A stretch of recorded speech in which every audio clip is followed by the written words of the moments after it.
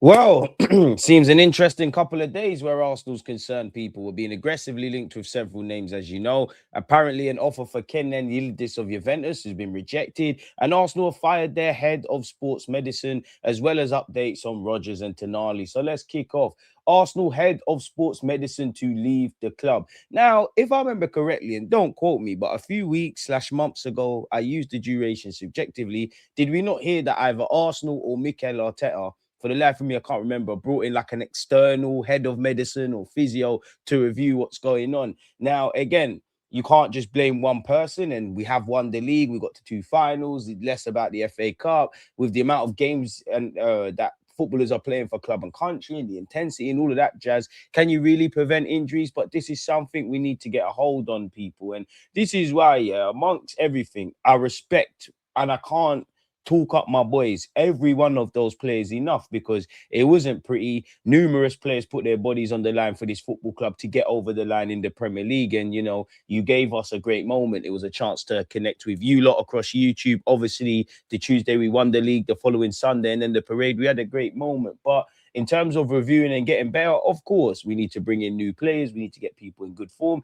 and we need to review all fragments of the football club. So I can't just blame this Dr. Zafra Iqbal. Forgive me if I'm wrong. He has been at Liverpool. He has been at Crystal Palace. Clearly, he knows his stuff because he's been in the game. This might just be a change of direction. This might be an internal review. Maybe he's not governing. Maybe he's directly to blame. I don't know. But Sammy Mokbel said, Arsenal's head of medicine, man said DJ, I'm excited. You know, I know it's summer, but calm down. Dr. Zafra Iqbal, forgive me for mispronunciation, is leaving after 2 years at the club. It's understood the process of replacing the medical practitioner who has also worked at Crystal Palace and Liverpool is underway. Iqbal was informed in a meeting last week in the aftermath of Arsenal's Champions League final loss to PSG that he'd be departing. He arrived at the Emirates in 2024, replacing Gary O'Driscoll. So we did have injuries with Gary O'Driscoll. Pardon me, we have had injuries under this guy. Maybe it's a change of direction, but naturally, as a novice football fan, you're going to go, well, we've still had consistent injuries. This guy's to blame. But clearly, I don't know, man. I always think there's three sides to a story. There's your side, my side, and the truth. And I think when people look at injuries, yeah, of course, the club has a duty of care. I also think, you know, the club, the physios, the doctors, they have a duty of care to get this spot on. Obviously, the manager and, you know, when you're trying to win every week for all clubs, do you see where the lines get blurred? And also one fragment that I feel isn't talked about is the players, man, because these players want to play. They always rush back fit. Obviously, we've never all been professional footballers, but we've all played Sunday league or played or undertaken some level of physical activity. You know, in your heart of hearts, when you're 100% fit, like you're 100% physical, great health.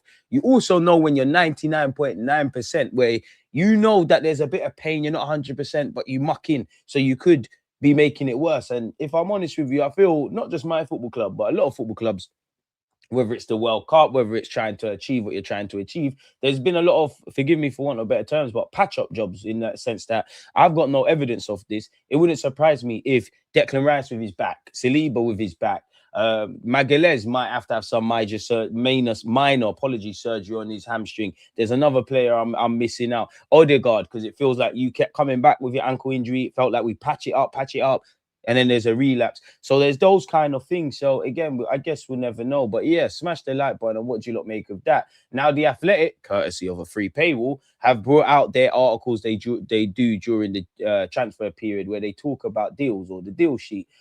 In this edition, we have Seb Stafford Bloor's one to watch and updates on Arsenal, Chelsea, Liverpool, Manchester City, Manchester United, Newcastle United, Tottenham Hotspur, Barcelona, and Real Madrid. Nathan Brown has been linked with our football club people. So while he hasn't directly spoke on us, let's see what's going on. Nathaniel Brown, apologies, future is yet to be resolved, and any transfer this summer could well become a saga. The Frankfurt fullback, who can also play in midfield on the right side of defence. I mean, based on those positions, I could see why Bayern Munich and Arsenal want you. Could help us and in a bunch of roles. Is subject of significant interest from Bayern Munich and Arsenal. Currently, Bayern Munich have held the most extensive discussions with the player's reps, and convincing the player to move, I'm just going to say, to Bayern Munich would not be a problem. However, despite Brown's versatility, being an obvious selling point, and the German champions needing reinforcement in each of the positions he's able to cover, there's a significant difference in valuation. Frankfurt's asking price is 65 million euros for Brown 22. His current contract runs until 2030, so he's got 4 years left, and there is no release clause. So far, Bayern have indicated no willingness to match that fee. It means that while they may be the favourites to eventually sign Brown, who was born in Bavaria and seems set to start for Germany at this summer's World Cup, the deal is far from complete, and any negotiation is likely to be projected. Man United are looking at Kyle Darlow. He's obviously probably going to be a third choice goalkeeper of sorts. Roma are looking at renewing the deal for Dybala. Boy, some good little deals going on, people. But we're only concerned with Arsenal. Why do Arsenal seem so keen to significantly alter their squad after a title win? Really? I don't know. But Mikel Arteta and Berta believe now's the time for Arsenal to capitalise on their success and recruit from a position of strength. In conversations with co-chair Josh Kroenke and the football leadership team, Arteta and Berta have emphasised the need to improve and the risks of failing to do so. The Arsenal hierarchy appear determined to support the first team's pursuit of sustained success. And I do like what we're doing at youth level, what we're gearing up to do. In their search for a new left winger, Arsenal made an inquiry about Juventus's 21-year-old Turkish international Kenan Yildiz. They were informed in no uncertain terms Yildiz was not for sale and are consequently pursuing other options. Arsenal also continue their drive to sign emerging talent. Their intention is to recruit high-ceiling players with first-team potential or the capacity to drive revenue through player trading in the future.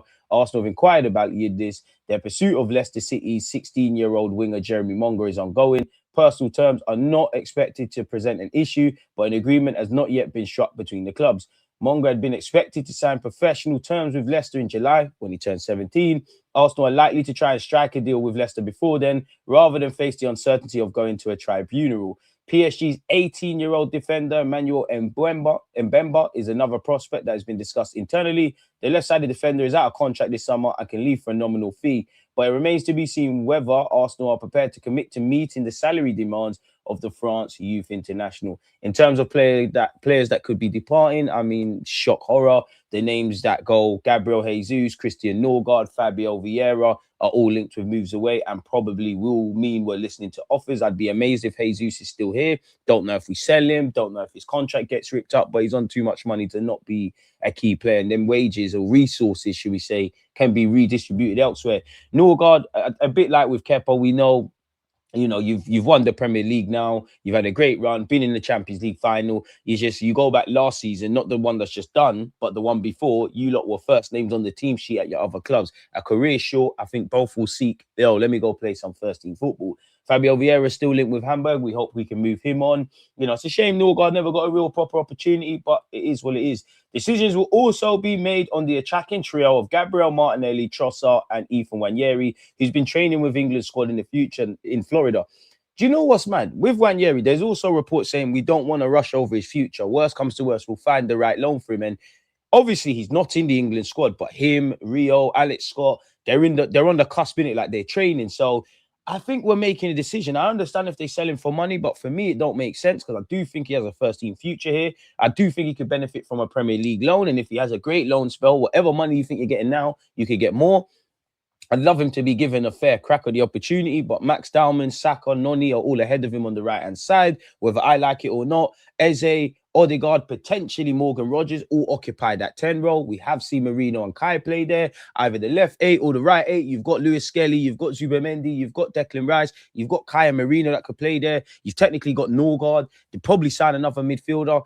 It just feels there's not a pathway. Now, and in terms of who can fetch the highest fee, you would imagine it's Nwaneri. Trossard or Martinelli, both could go and I wouldn't cry, but I don't want to sell both. If anything, one leaves and then one maybe leaves next summer. I don't know if it's Trossard because, you know, he's been an important player here, but if we sign a left winger, he might be pushed down the pecking order.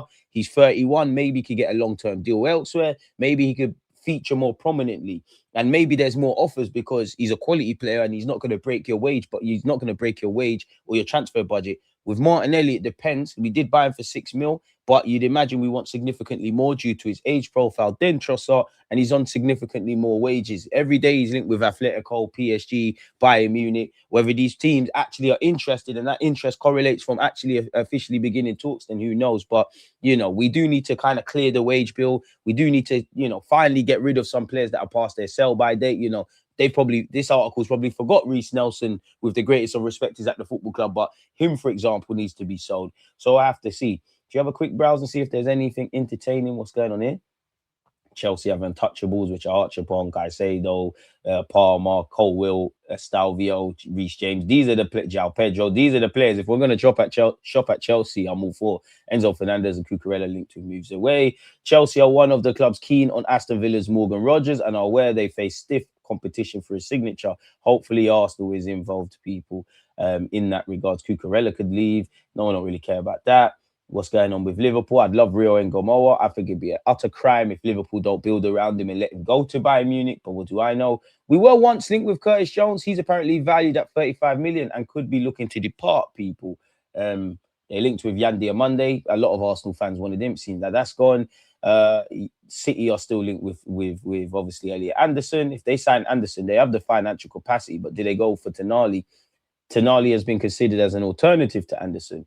And, anyone taking any of these City players? Guardiola's been linked with a move away. Ruben Diaz has been linked with a move away. Kovacic, Trafford, Nathaniel Ake, Rangers, Marmoush, Nico, and Rico Lewis could all go. I mean, they'll fetch decent moves. No one don't care what Man United's doing, but they are linked with Mateus Fernandez, and they seem to be the one most aggressively linked.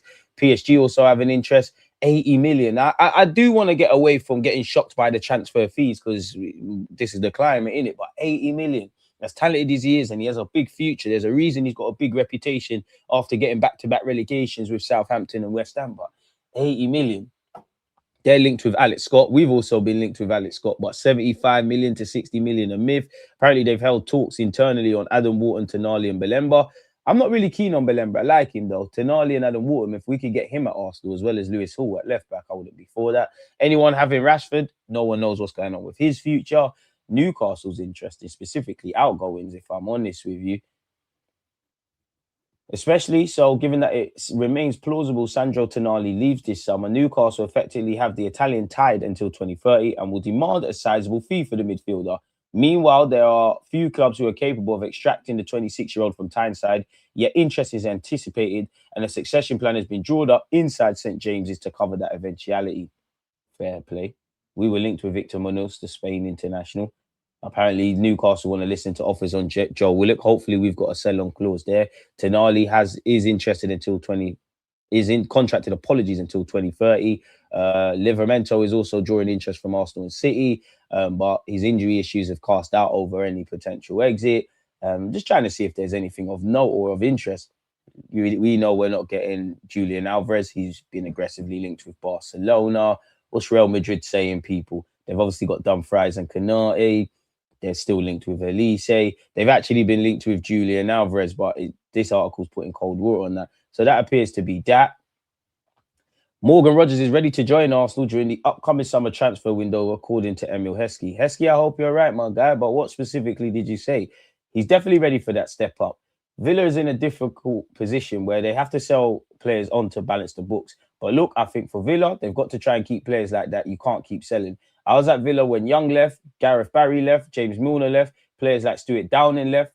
They are trying to build up on top and they have to go about it the right way. I mean, I hear it, but, if there's an opportunity to get Morgan Rodgers, let me know your thoughts in the comments, people. Would you go for Morgan Rodgers? Barcelona face a potential delay if they are to sign Julian Alvarez. So yeah, I've gone over the Yildiz stuff. Fabrizio Romano has said Arsenal made some calls over the recent days for Tonali. Now, calling don't mean we're necessarily going to bid. It might be to test the waters and gauge, the dynamics that are required to get this deal over the line, if that's what we want to do. But is anyone having Tonali? For me, I'm having him purely because going into next season, I am wary about Saliba and Gabriel, but also Declan Rice. And obviously, if you've got Miles Lewis-Skelly, Zubimendi, Tonali, and Rice, you've got some good options that you could play there. But if Rice is not there, then you've got someone that can do that Declan Rice stuff in that 6. I would love an 8 and a 6, someone that's multifunctional. You can make a case of either side, but you look at the current climate, Tonali would make sense. We have this week been linked with Morgan Gibbs-White. He was apparently on our shortlist as a possible alternative to Morgan Rodgers. Apparently, he has admirers at Arsenal and could be targeted this summer, as you know. Romano said the feeling for Leao and those close to him is that he seeks a move to the Premier League. He's mentioned Man United and Arsenal. We'll see how that develops. We've gone over the Nathaniel Brown thing. Once again, Arsenal made calls for Tonali. Man United appreciate the player. City could be an option. More clubs could join the race. So the situation around Tonali may become very interesting. We've gone over that, people. When Brember is said to favour Arsenal with the club making reference to William Saliba's progression, he was told he would go out on loan in Europe until January of 2027, allowing him time to secure a work permit to play in England. He's primarily a centre-half, but he's viewed as a long-term left-back option. I mean, if you could get these players, why not? David Ornstein has said, Arsenal will do some eye-catching business, no doubt. They just need to add bits and bobs. I don't think their volume will be the highest, but maybe some of the quality will. I hope so, my boy. So yeah, that's echoed the same thing. If you've been living under a rock, Declan Rice has been named by Thomas Tuchel as the vice captain for England. Gabriel Martinelli has always been on Bayern's list since Thomas Tuchel put him on the short list during his time at Bayern.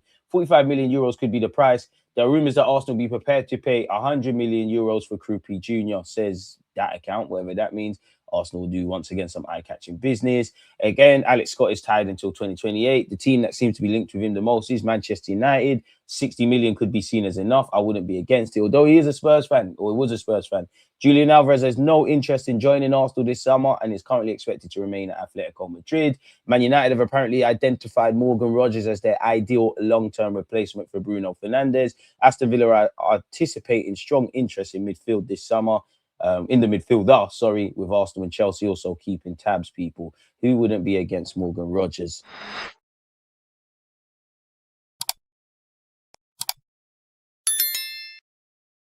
Who wouldn't be